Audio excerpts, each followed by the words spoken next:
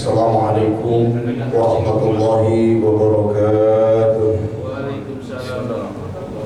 Alhamdulillah, alhamdulillahilladzi a'adal jannata liman ittaqa wa a'adal nara liman asa, man tawakkal alaihi kafa.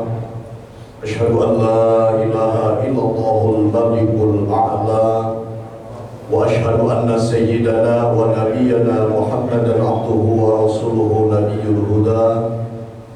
Allahumma shalli wa sallim wa barik ala sayyidina wa maulana Muhammadin wa ala alihi wa ashabihi ahli sidqi wal wafa. Amma ba'du, subhanaka la ilma lana illa ma 'allamtana innaka antal alimul hakim. Rabbi shrah li sadri wa yassir li amri wahlul 'uqdatam min lisani yafqahu qawli waj'al li waziran min ahli. Shallallahul 'azim, ma'asyiral muslimin, jamaah salat zuhur yang dimuliakan Allah Subhanahu wa taala. Syukur alhamdulillah pada hari ini kita masih diberikan nikmat oleh Allah Subhanahu wa taala, nikmat iman, nikmat Islam, nikmat kesehatan, kesempatan, keberkahan, dan juga nikmat-nikmat yang lainnya, sehingga alhamdulillah kita bisa beraktivitas di hari ini. Dan di waktu yang mulia ini baru saja kita melaksanakan kewajiban kita salat zuhur berjamaah. Mudah-mudahan amal ibadah kita, aktivitas kita yang semata-mata semua itu karena Allah, diawali dengan bismillah, semuanya itu akan mendapat ridha Allah Subhanahu wa taala. Amin ya Allah ya rabbal alamin. Salawat salam tidak lupa selalu kita sampaikan kepada junjungan Nabi Muhammad sallallahu alaihi wasallam beserta para keluarga, para sahabat dan para pengikutnya yang istiqamah di jalan Allah. Mudah-mudahan kita diberikan kemampuan dan juga istiqamah dengan ajaran dan sunnahnya. Saya memohon kepada Allah Subhanahu wa taala agar kita diberikan syafaatul uzmanya dan dipertemukan dengannya di surga Allah Subhanahu wa taala. Kaum muslimin yang dimuliakan Allah Subhanahu wa taala, pada kesempatan ini alhamdulillah ala nikmatillah saya bisa bersilaturahmi di tempat yang mulia ini. Salat zuhur jamaah lanjut dengan kajian setiap hari Senin. Kali ini kita berbicara tentang prestasi, menjaga prestasi iman kita kepada Allah dan amal ibadah kita yang telah kita capai. Dalam surah Fussilat ayat yang 30 ya Allah Ta'ala berfirman, A'udzubillahi minasyaitonir rajim, bismillahirrahmanirrahim. Innal ladzina qalu rabbuna Allah tsumma istaqamu tatanazzalu 'alaihimul malaikatu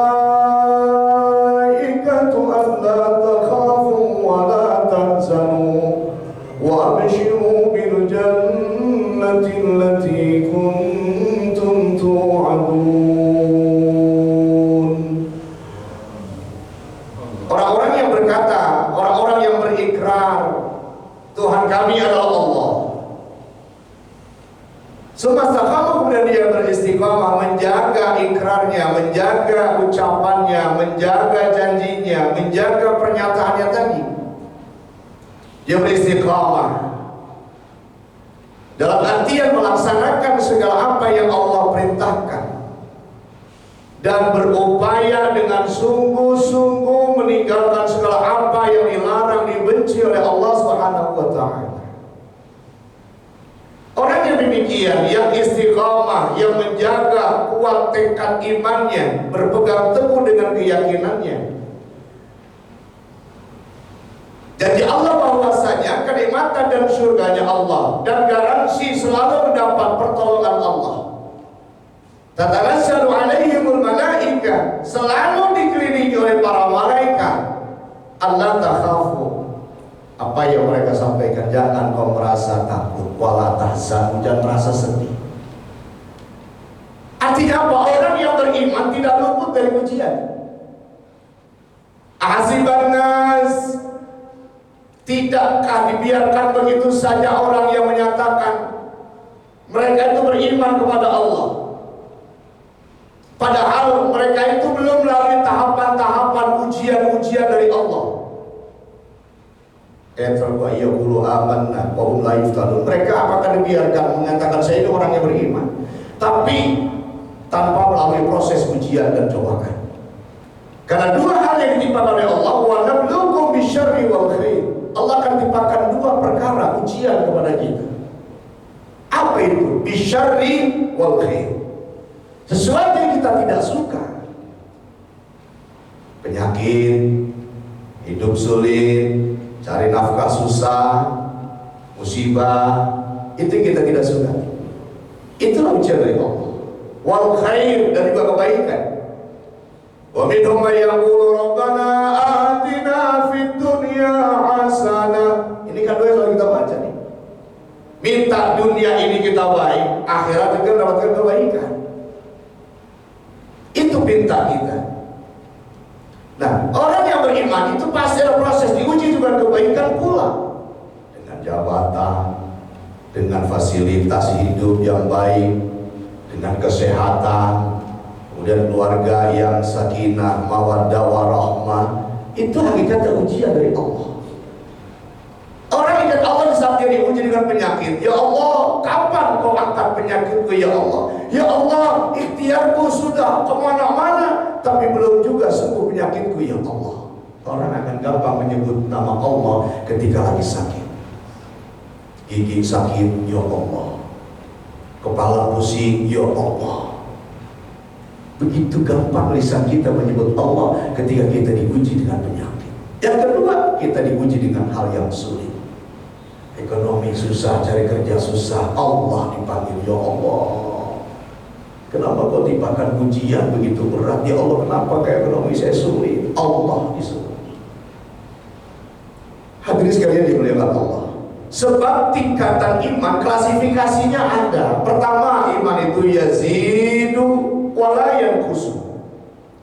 Iman itu naik, nambah, terus semakin kuat dan semakin bertambah. Wala yanqusu, dan tidak pernah turun. Untuk golongan siapa ini? Untuk golongan para nabi dan rasul. Nabi dan rasul semakin diuji Allah, semakin kuat imannya, semakin mantap perjuangannya. Yang kedua, la yazidu wala yanqusu, kagak nambah, kagak turun.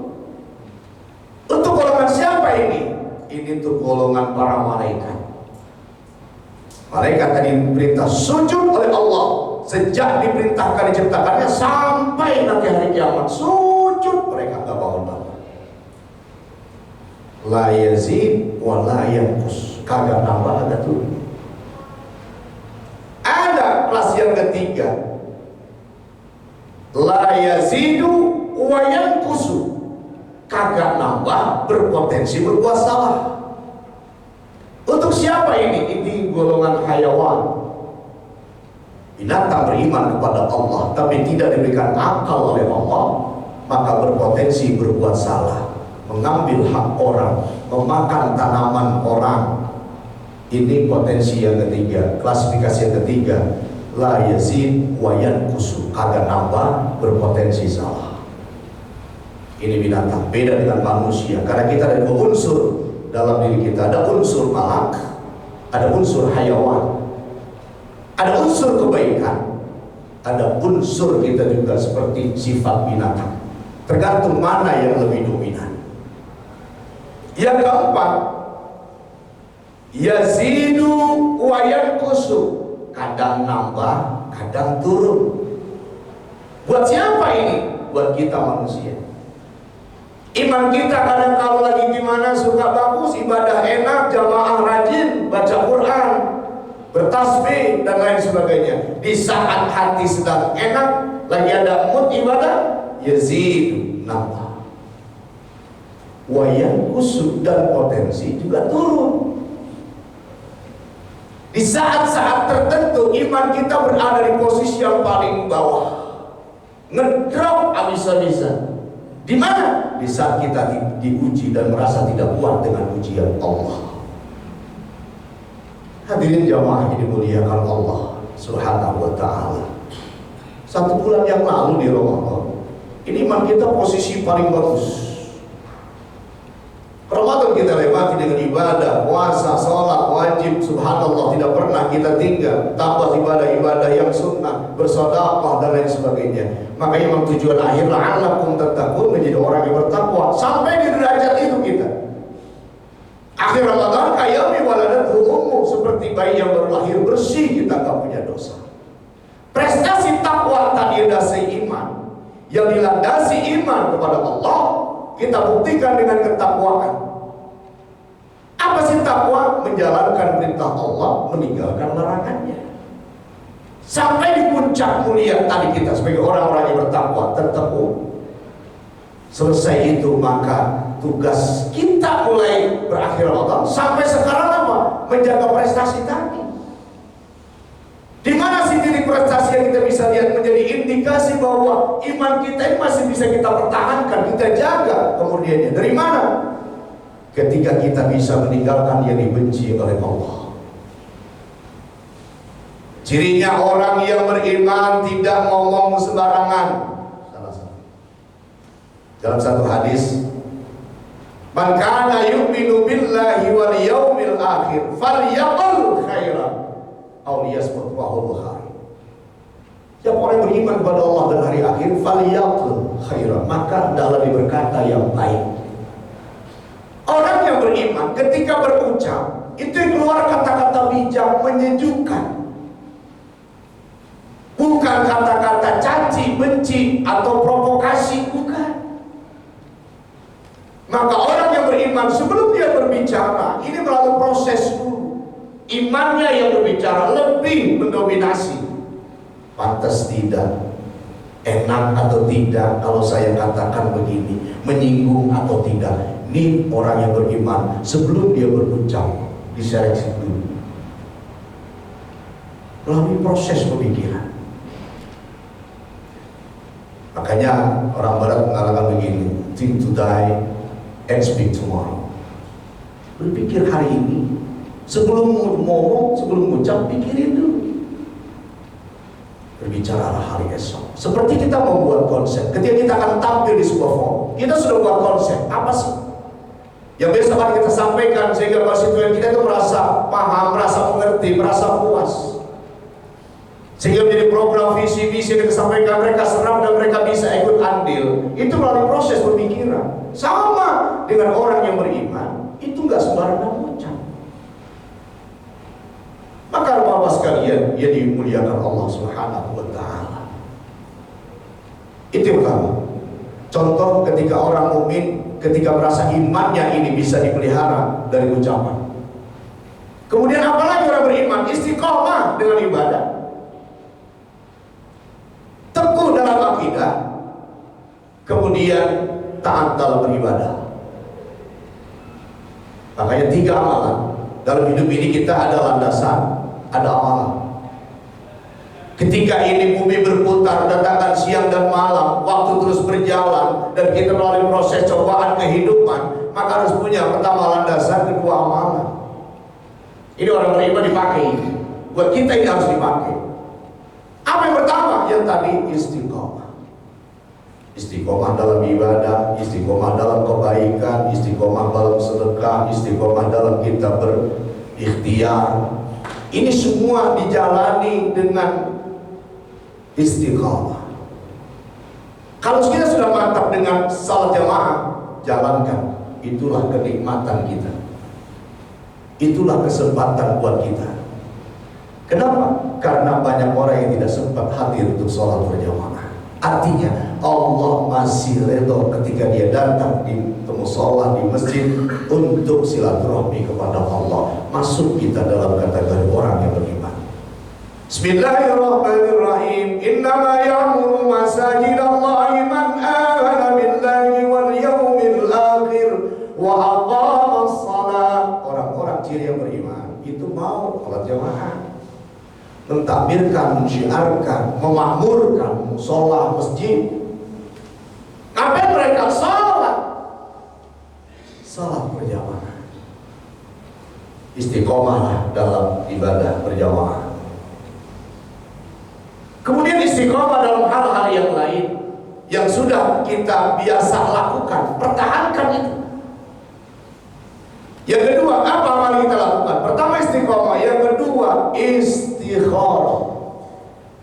Orang yang beriman selalu minta petunjuk kepada Allah. Ala kulli hal. Kita masukkan lamar pekerjaan, ya Allah berikan petunjuk, ikhtiarku aku serahkan kepadamu ya Allah. mana yang harus aku jalani.